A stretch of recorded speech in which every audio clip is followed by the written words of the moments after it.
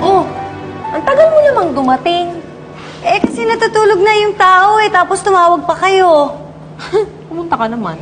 Eh, alam mo na, uto-uto naman ako sa inyo. Bakit ba? Ano ba nangyayari? Eh kasi, itong si Andrea, kailangan na niya makalimutan si Oliver. Kailangan natin siyang tulungan para makamove on. Dapat mawala lahat ng makakapagpaalala kay Oliver sa kanya. Ganon.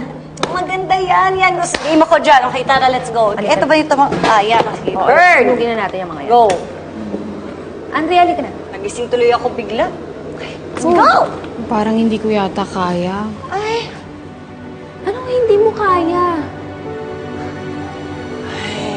Andrea, huwag mong sabihin sa akin na umaasa ka pa rin na magbabalikan kayo ni Oliver. Eh, yun naman pala eh. Ay, hindi ko alam eh. Ay, Ano ka ba? Ang tanga-tanga mo naman.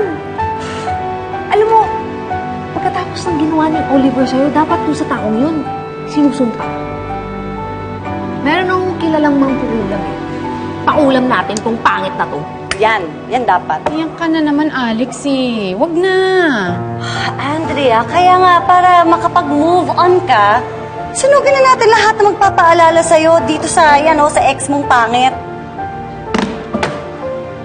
Bye-bye na. Ayan, akin na to. Halika na, maraming gwapo Wala natin dyan. to. Wala na to, ha? Wala na. Okay. Yay!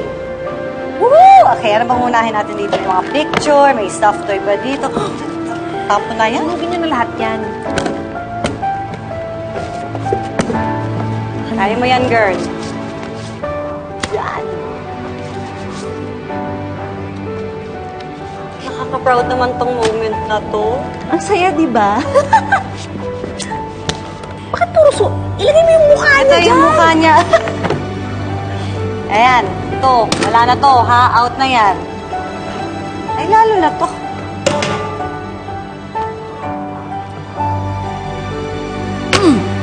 Ito pa. Ang main event.